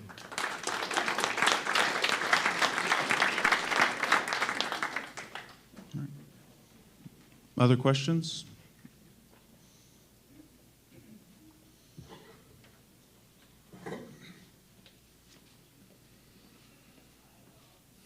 Noreen Watts, Littleton.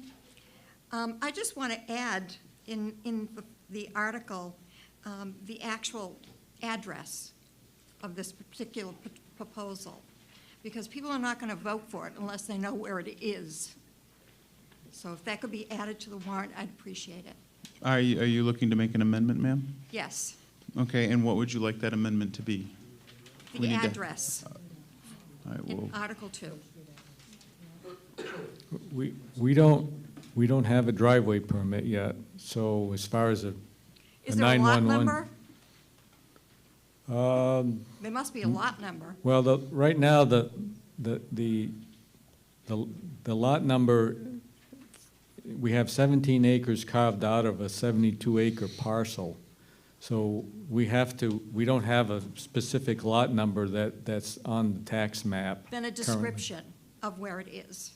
We have that on the purchase agreement, not the purchase agreement, but the It's land. not in the article.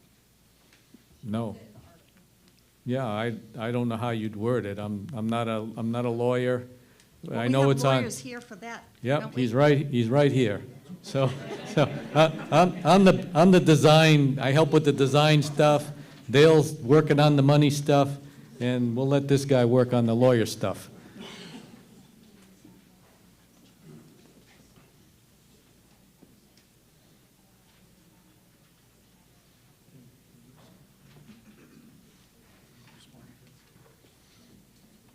He wants me to speak to that. I don't know what you want me to say, sorry. It's tax map 85-131-0, which is all of the daughter's property that Henry is referring to. Our parcel would be off from Crane Street behind, so it'd be parallel to Grove. So we can, I don't know if we can put the tax map in there because it wouldn't be the whole parcel. It's just a portion to the right. Well, could you say portion of the sister's property located off of Crane Street? Yeah, because.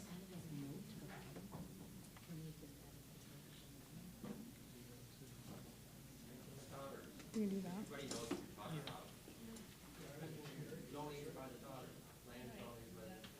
The daughters of. Okay.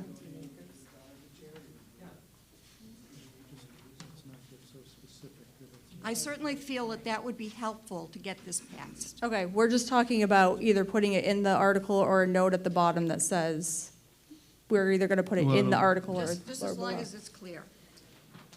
Thank you. well, Nora, you actually have to make the amendment. We need it in writing, and we need to figure out what that amendment is gonna be. Okay. So if you want to, if the school wants to confer with Noreen, or what you'd all like to work on.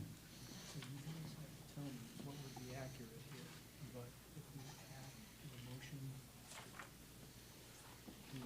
to put an explanatory note in parentheses at the end, it says something like the location of property to the school would be a portion of tax map 85-131. Is that accurate? I don't think so. Motion to add an explanatory note that indicates that the school will be built on the land donated by the daughters of the charity of Sacred Heart of Jesus, not be specific about parcel. Okay, I can make motions, right? Well, we have a motion on the floor I right can now. make a motion to amend, right? Is that- To amend the amendment? She hasn't made it. She didn't make one. Right, so I'm Well, just trying she's to in- help clarify. Okay, are you all right with that, Noreen? That's fine. So I think, I'd like to make a motion. All right, Noreen's gonna remove her motion, and then now you've got a motion. All right, what do we got for a motion, Matt? Pardon me, boys. Make a motion to amend warrant article number 2 to add a note in parentheses that indicates that the school will be built on land donated by the daughters of the charity of the Sacred Heart of Jesus.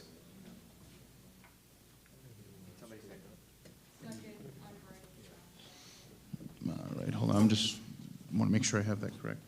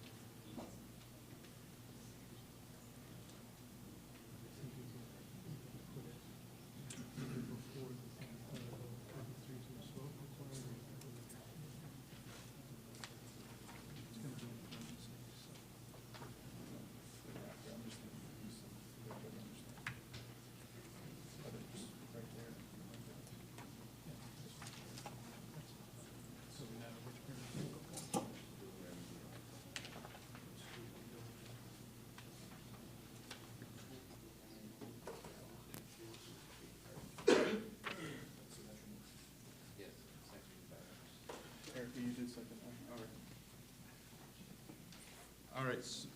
So the amendment, motion by Matt, seconded by Erica, is to add the following in parentheses at the end of the paragraph of Article 2. So where it says 3/5 ballot vote required in parentheses, after that, in parentheses, the school will be built on land donated by the Daughters of the Charity of the Sacred Heart of Jesus.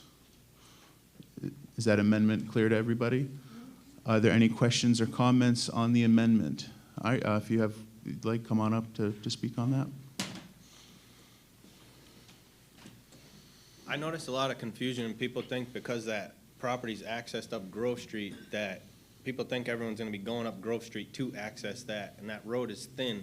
I don't know if it should note something that, and access will be generated off of Crane Street, just so that's clear. Just a thought. Not in a bond article. Not in a bond article is what our legal counsel is saying.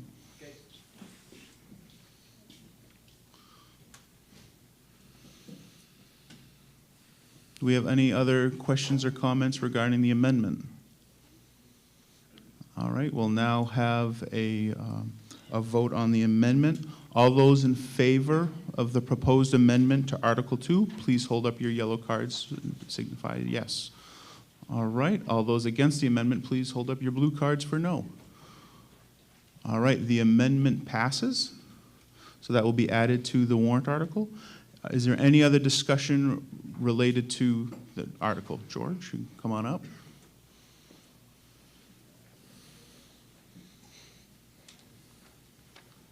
Hi, George McNamara, Littleton native. I have a couple of questions, and I have an opinion. How's that? What is the tax rate impact on this? That number was, I didn't hear that number. I may have missed it the first year. How much per thousand? It's printed on $1.25 per year. Thank you. I did some math, and it appears to me on a $200,000 home, and correct me if I'm wrong, I probably am, it's $574 a year for a new school on top of the already inflated, added tax burden we have from education facilities in town. Does that number sound right to everybody?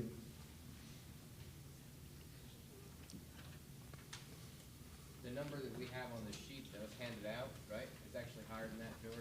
Okay, that's what I'm looking for, thank you. Yeah, if you look projected taxpayer impact of the $36 million bond, you have the assessed home value, and then on the far right column, you have the additional annual cost to the homeowner. Which is? So for the additional annual cost to a homeowner for a $200,000 assessed home, $830 a year. Each year? Correct. For 20 years? Correct. Okay.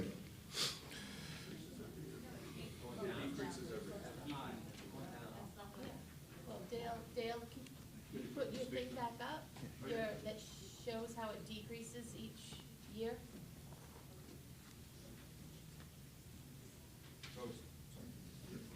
Sorry, it's the far right column.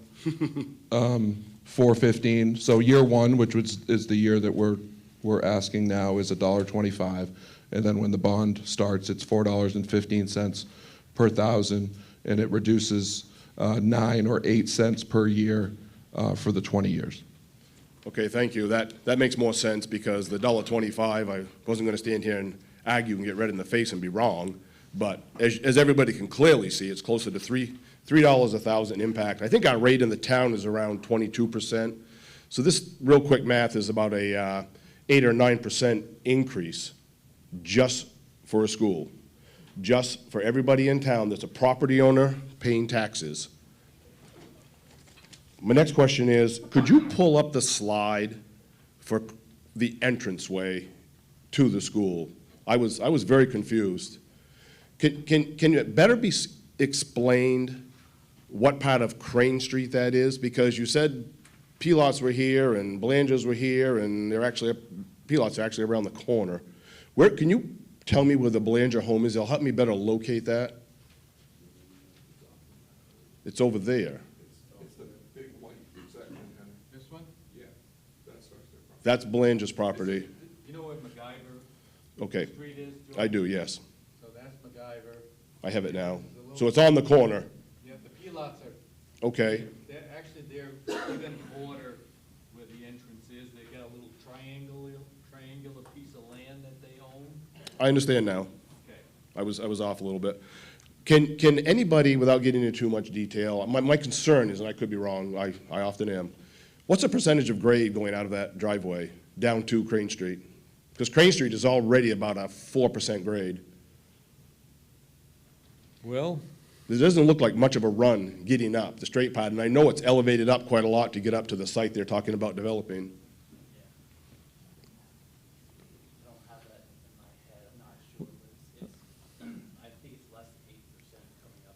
Okay, to put it in text for everybody, Long Hill going up to Bethlehem is a 6% grade, if that helps people understand the percentage of a grade.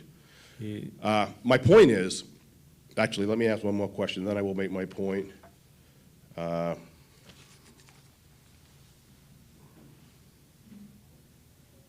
Has the turning lane that the state's requiring at the end of Crane Street by the bank, has that been resolved, or is that still up in the air? I know when I talked to you folks a month or so ago, that was an issue. yeah, the turning lane is not required by the state currently. We did our traffic study, and it was recommended by the firm that did the traffic study that most likely there will be required a turning lane from Cottage to turn to Crane. And there's consideration currently to have Crane now become a one-way. When you exit the school, you can turn right and go one way to Cottage, but you won't be able to go from Cottage to Crane to get to the school. The buses are going to, when they leave the school, they're gonna do left-hand turn, and they're gonna go up Crane, and then go on to the Bethlehem Road, and then from there, they're gonna go by the co-op, and there is a turning lane there that's already there, and that's where the buses are going.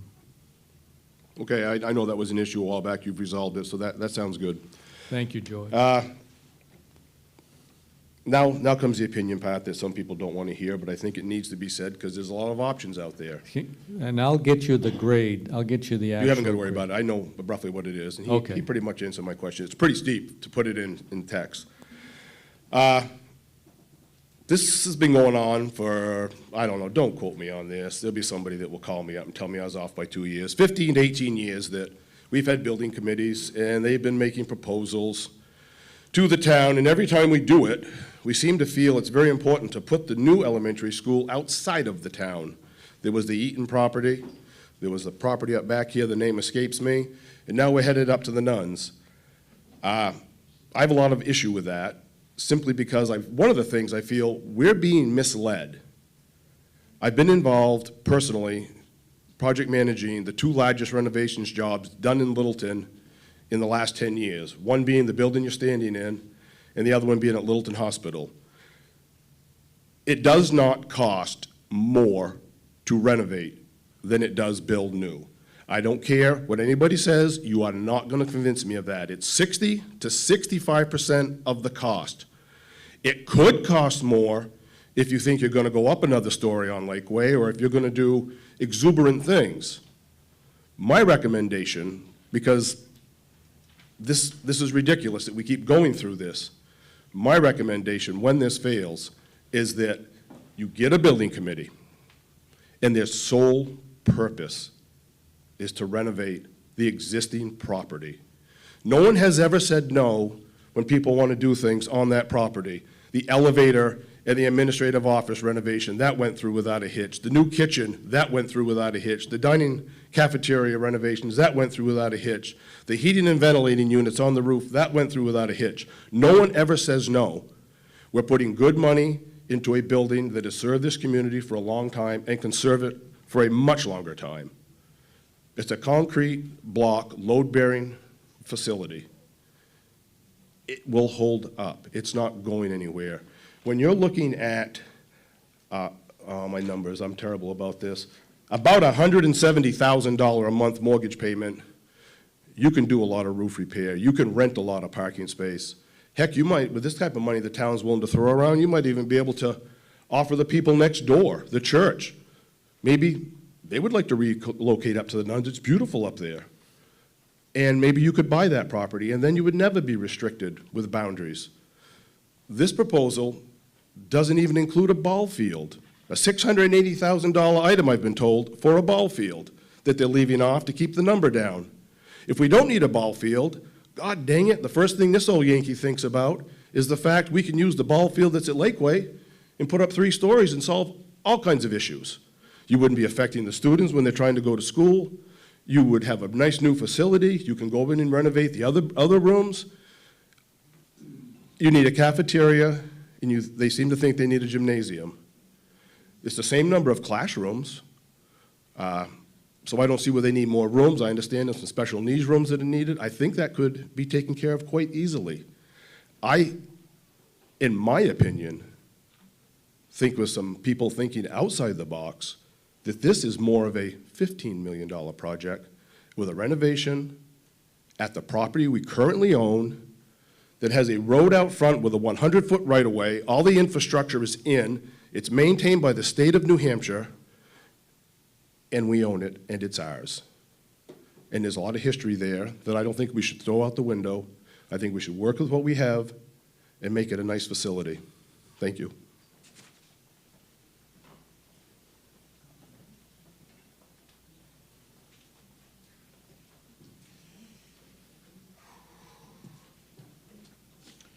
Rudy Gelsey, Littleton.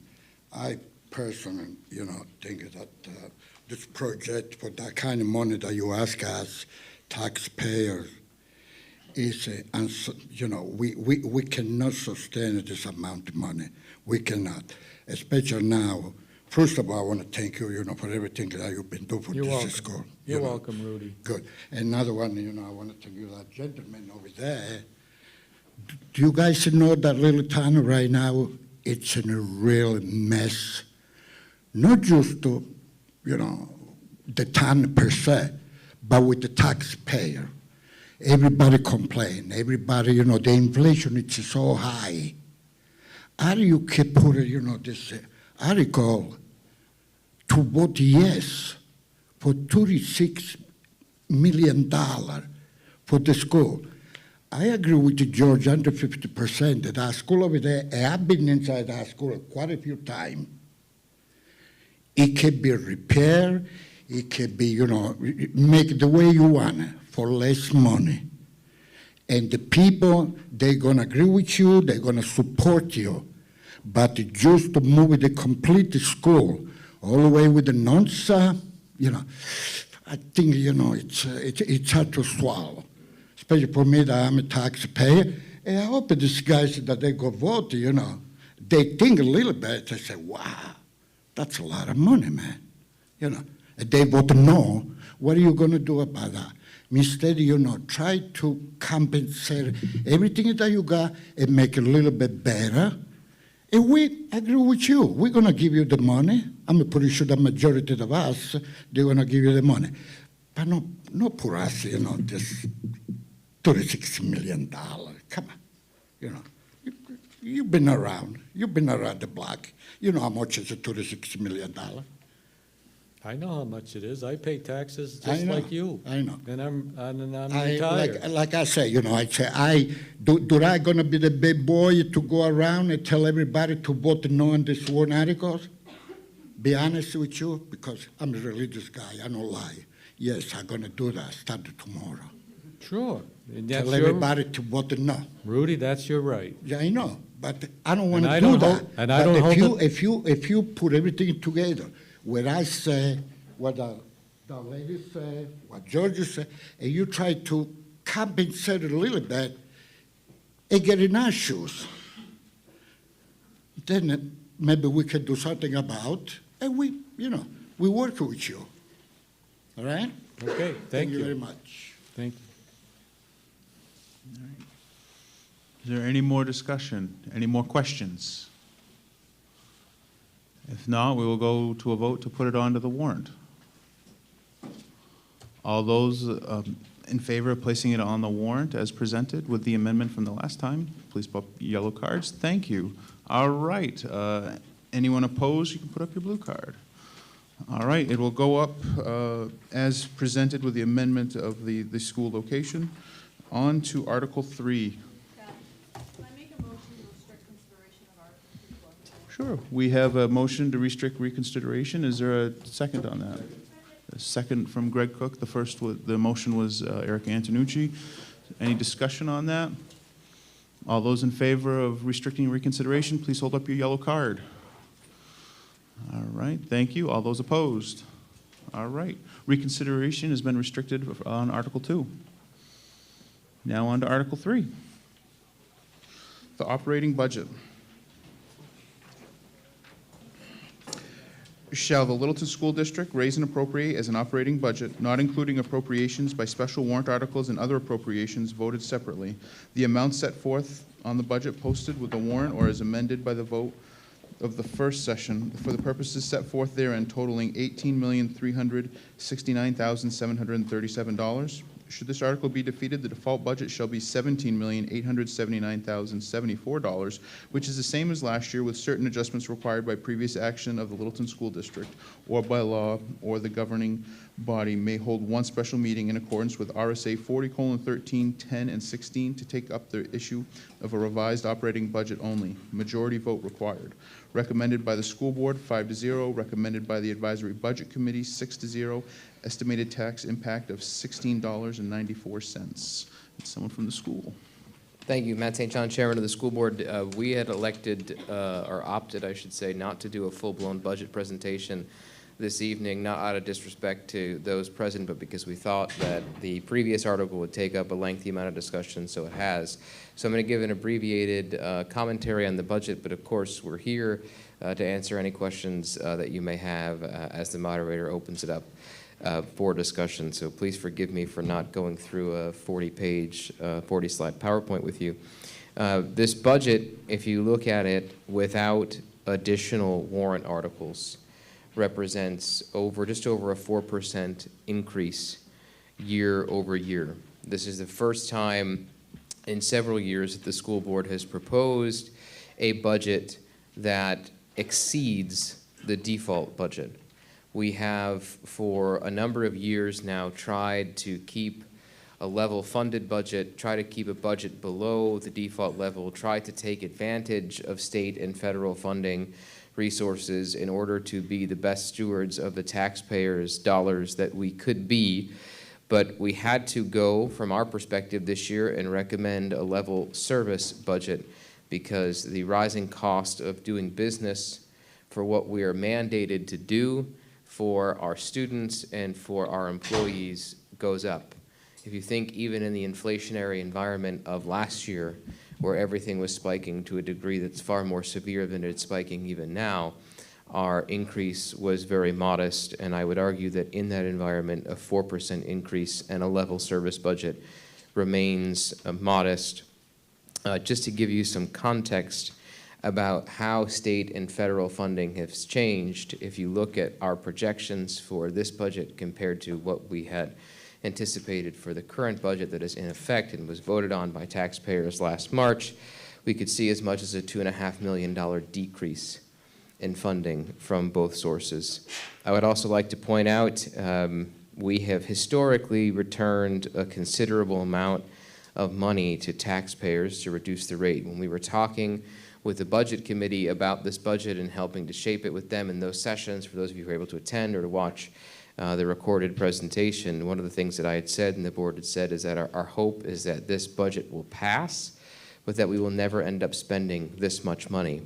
To give you some context, last year, the actual tax rate was $1.46 less than what was passed in March, because with the fund balance and with other opportunities, we returned as much money to the taxpayers as we could. There's also been at least a couple of times over the last 3 years where we've had the opportunity to work with taxpayers to appropriate additional unexpected funds from state and federal sources, and in both those instances, we sent all that money back to the taxpayers. So our intention would be able to do the same thing again. Nothing is guaranteed, right? The state could change funding levels, the feds could change funding levels, we could have unanticipated needs. But if the same thing were to happen again, right, if the actual amount spent was to be $1.46 less than what is passed, the resulted increase would be just under $1.91 on the tax rate. So to just talk very briefly about some of the drivers, obviously salaries and retirement benefits are always the primary driver of our budgets. Retirement benefits are mandated essentially by the state, not a lot of wiggle room there for us. Salaries, if you've noticed, it takes a lot of wonderful people to provide the educational needs the law requires us to provide to our students, and labor is not inexpensive, especially in the labor environment that we've been in over the last several years. You can see, and you have seen, if you're familiar with our hourly rates, you have seen signs up at Walmart or at McDonald's for hourly rates for starting employees that in some cases before we restructured agreements exceeded what we were paying our entry-level employees. Right, and so what that dollar amount represents are restructured agreements with our unions to allow us to be in a more competitive position to hire and to retain good, qualified, and capable staff. And that is a major priority for the board. It is increasingly difficult in education to find and keep great people. It is even harder when your facilities are in an outpost like we are. Right, so that continues to be the primary driver for us. The reason we went level of service and not level funded is because level funded would require cuts that we think would have significantly impacted our ability to deliver the services that we're required, both legally and morally obligated to deliver to students. We have looked at reductions where reductions can be made. This year, as a matter of fact, we're down one administrator. We're piloting that program to see if we can extend that into the coming years and see where we can reduce wherever possible. But the result is our best effort at what we think we need to run the district next year with a level of service. Thank you.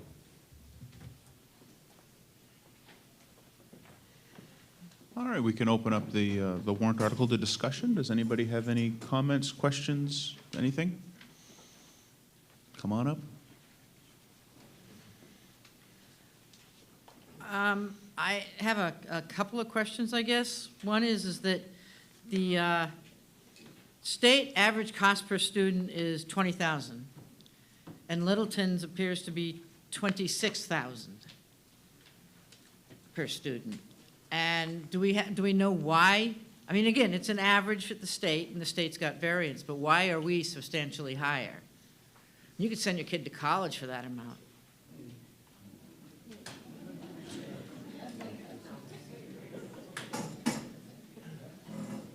There are a lot of drivers. I can let Patty speak to some of the specifics if she wants to. Thank you for the question. I think part of the challenge here, too, is because we're a small community and we have two facilities, we offer a lot of diverse services, and that can tend to drive up the overall cost. But if you look at our peers, schools that have similar tax bases and similar populations, we're relatively in line with what the average would be for our peers. And I would love to send kids to college for 26 grand, but I don't think that's going to happen.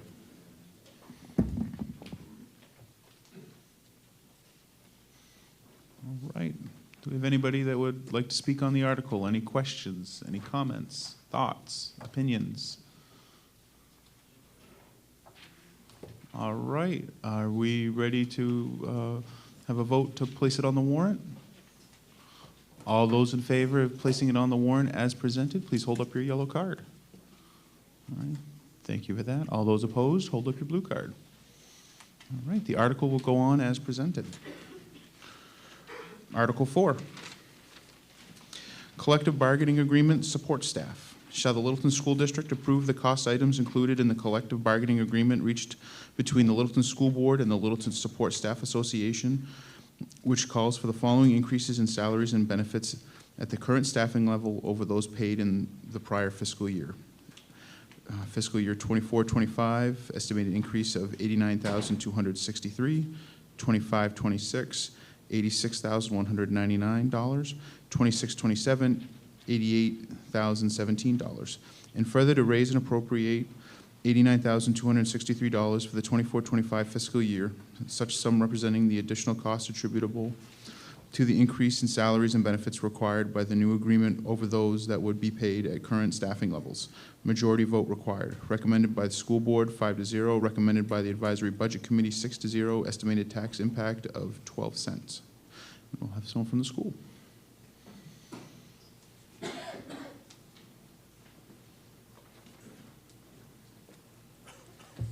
Travis Howard, school board member. This was my first ever involvement in collective bargaining agreements, and it was an interesting process, but I think that we came to a really good agreement between the support staff, which includes the paraprofessionals and the office administration and our school board, onto the items spelled out in this article. I don't have much more to add than what's spelled out there, so if there are any questions.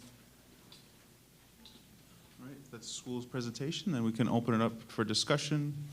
Any questions, comments, opinions?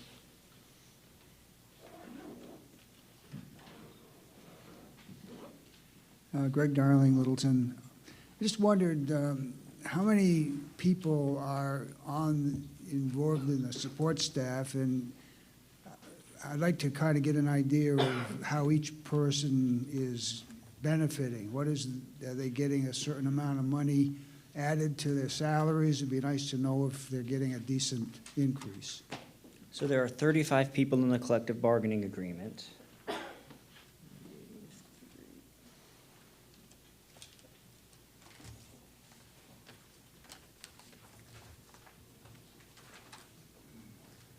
And they are getting in the 24-25 calendar, compared to what they're getting 23-24, for first-year paraprofessionals, it's $1 an hour raise, and that goes right through for the paraprofessionals through 10 years.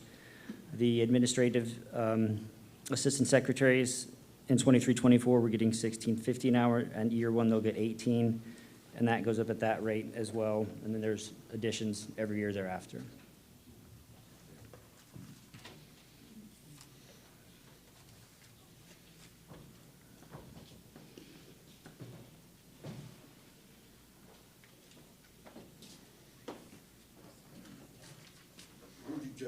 Littleton.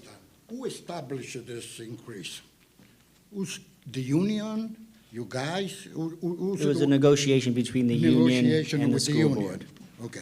How many of you people, when the union, try to sign up a contract, is inside our room to listen, the increase, the degrees, and stuff like that? How many of you people are inside that? This is how many people, am I allowed to answer that? How many people negotiated for the school? What do we speak, Chinese? Well, there were about 4 people from the school board and about 4 people from the union in the room negotiating that. That's great. Yes, now, sir. the 4 people from the board, from the school board. There weren't right? 4 people from the school board. I was the school board member most often present. Wait a minute. And then we had the business manager, we have the attorney, and the superintendent. Travis and Matt are on negotiation. 5 of us. Negotiate this increase. Correct. And then it goes to the board, and the board votes on it. The full board votes on it. And when you guys, negotiated the increase, right? Do you put everything together, what's going on outside that room with the taxpayer? Do you know how much the town is going to increase and stuff like that? Or you just say, oh, that sounds good for me. Next year I'm No, gonna Rudy, a have-" lot goes into that. What's that? A lot goes into those negotiations, and part of that is that these are the paraprofessionals and the administrative Who cares about profession? I'm talking I about care very money. much about the employees that take care of my children that go to this school, and I think that they should be fairly compensated for what they do. Do you know what I may ask? I understand you, Rudy, and I appreciate your comments. I ask, who's the one who say, okay, we got to have an increase next year? It's part of the negotiation It's a part of process. the negotiation. And do you put the taxpayer between you, the negotiator, I am extremely and the fiscally union? conservative. No, you I'm aren't. always thinking about the taxpayer. You do? I do.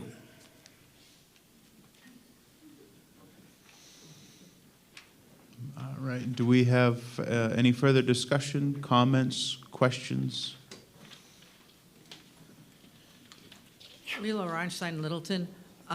With these increases, do you have the number as to a percentage of what the increase is? Everyone talks about what inflation has been, and I'm just curious, you know, where these percentage of increases fall. We you do. know. I have a percentage increase for each year.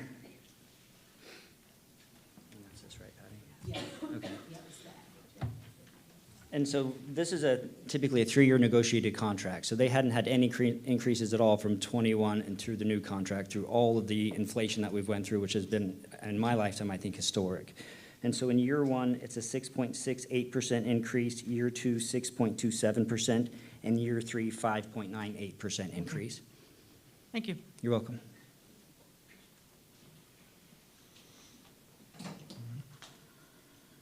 Any questions, comments, opinions, thoughts, prayers?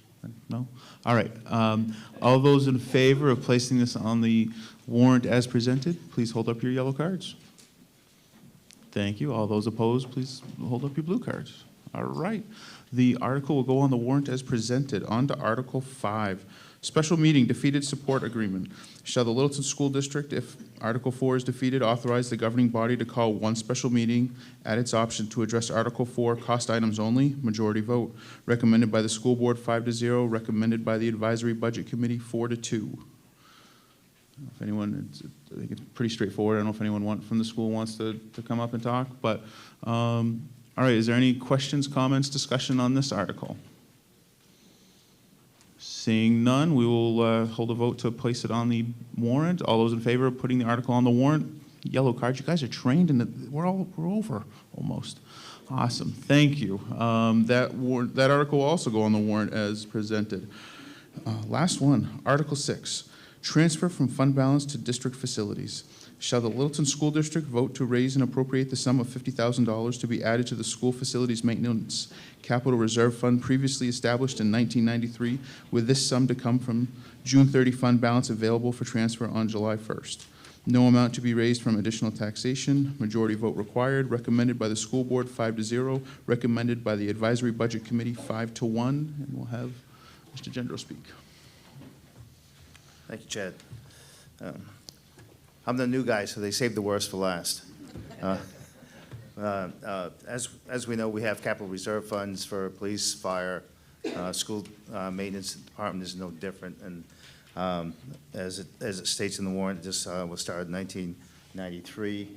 And the object of it, obviously, is to assist the facilities people in being able to have funds that they need for those expenses that come up that we can't stop and I'll leave until we can get the necessary approvals to do. So this gives us a little fluidity, gives Dale the ability to make decisions and to get work done. A lot of this, I think, tends to go to safety first, obviously. Super. All right, we'll open it up to discussion. Any comments, questions? Greg Darling, Littleton. I'd just like to know how much is in the fund right now. Is there anything in there now? 45,000. 135,000. Okay. All right. Any other comments, questions, opinions, thoughts? All right, I guess if we're ready for the vote, all those in favor of putting it on the warrant as presented? Yellow cards. Thank you. Anybody opposed? All right, the article goes on as presented, and that concludes our first session of the 2024 school district meeting. Hopefully, I hope everybody joins us on March 12th? March 12th at the Highway Garage from 8 a.m. to 7 p.m. for your second session, town meeting voting day. Thank you. Everything's on the ballot. Oh, thanks. Yeah. Yeah, you're fine. No problem. Thank you. All right.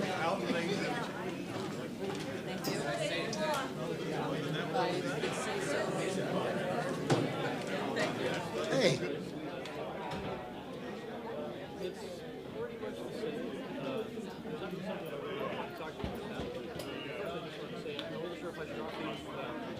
Congratulations and condolences on your